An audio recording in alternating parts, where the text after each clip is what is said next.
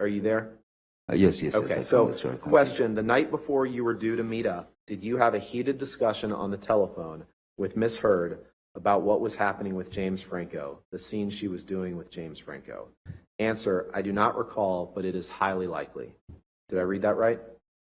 You did. And you suspected that Amber was having an affair with James Franco, correct? That was the reason for your argument. Yeah, yes. And when you got on the plane, you considered that she was also being judgmental toward you because she believed that you were inebriated and under the influence of drugs, correct? That was a constant. And I'm talking about this particular plane flight. Well, You consider that she was being judgmental toward you because she believed you were inebriated and under the influence of drugs when you got on this plane, correct? Yes. And at some point on the flight, you ended up sleeping on the bathroom floor, right? I did. You testified to that yesterday, correct? I did, yes, sir. And when you landed, you were quite ill when you landed in Los Angeles, correct? I don't recall being quite ill. It's possible. I don't know what you're referring to. Let's Maybe take you a could look take me at there. page. Yeah, sure. Let's take a look at page 313.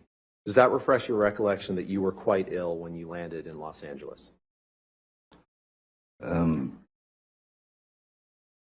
Yes, but it doesn't refer to me being ill on the plane. Sure. Okay.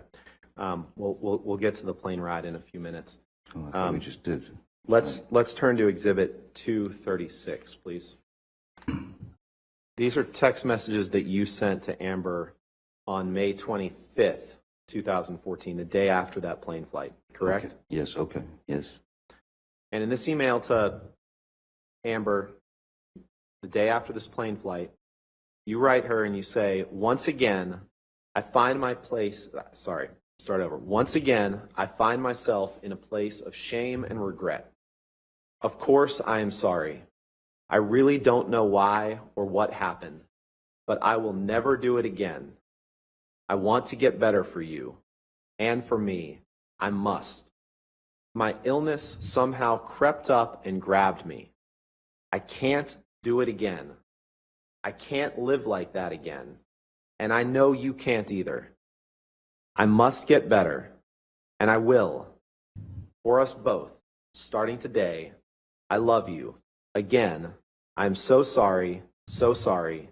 I love you and feel so bad for letting you down. Yours. Did I read that right? You did. And let's pull up Exhibit 245 one more time, which has been admitted into evidence this morning, Your Honor. But your email that I just read to you to Ms. Heard, or your text, was from May 25th, 2014. 5 days later, you text your good friend Paul Bettany, and you tell him that you had drank all night before you picked up Amber to fly to LA. You tell him that you had had no food for days, powders, which is cocaine, right? Powders is cocaine, right? Sure. Yeah. Half a bottle of whiskey, 1,000 Red Bull and vodkas, pills, 2 bottles of Champers on plane, and then you write, what do you get? An angry, aggro engine in a blackout, screaming obscenities and insulting any who got near. I'm done. I am admittedly too fucked in the head to spray my rage at the one I love. I'm too old to be that guy, but pills are fine. Did I read that right? You did.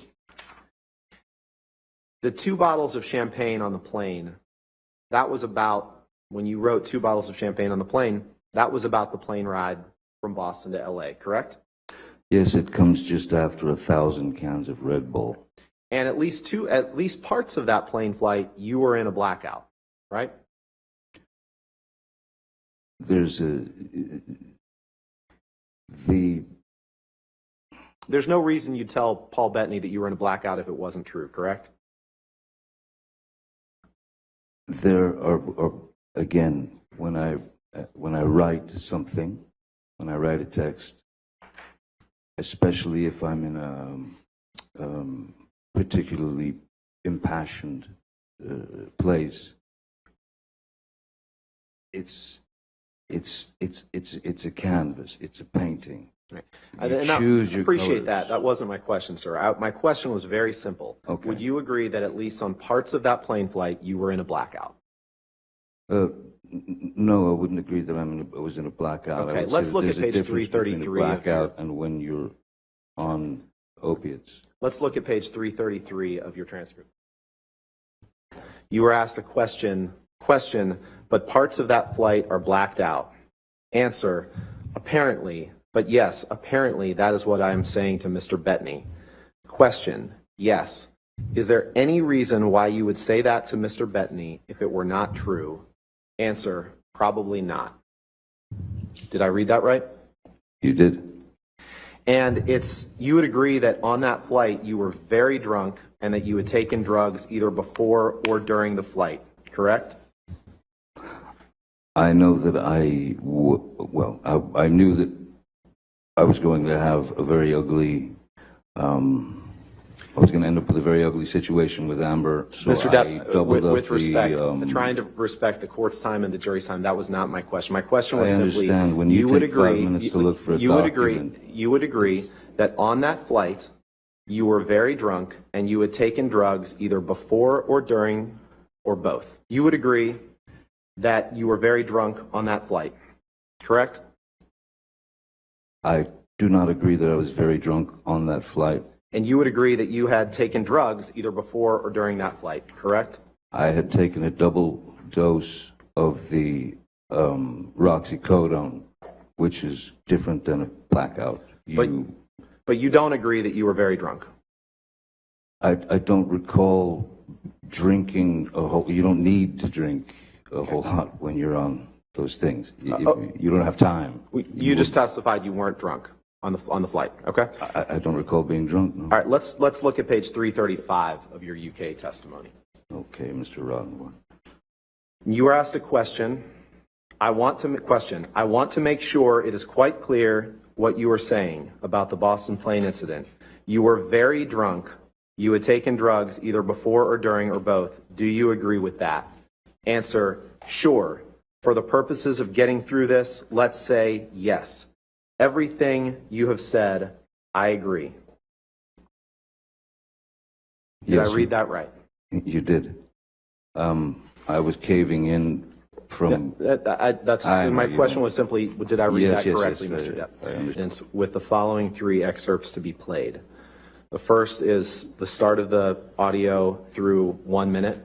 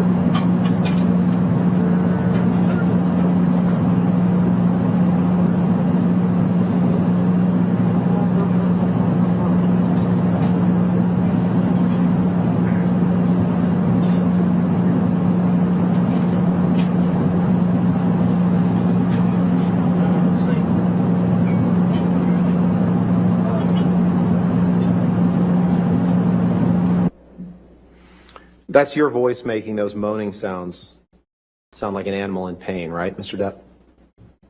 That's exactly what I said before. Yes, that is sounds like a pained animal, and Let's it go to is my voice. 250, please.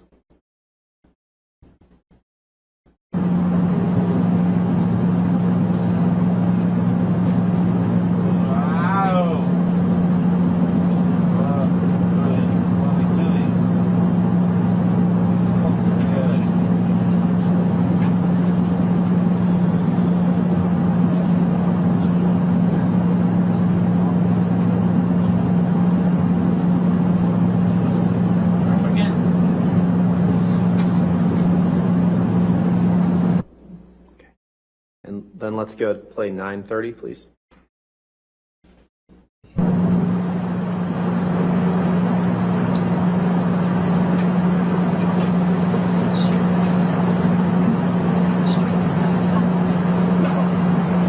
I'll stay with this fucking idiot. He should get sick.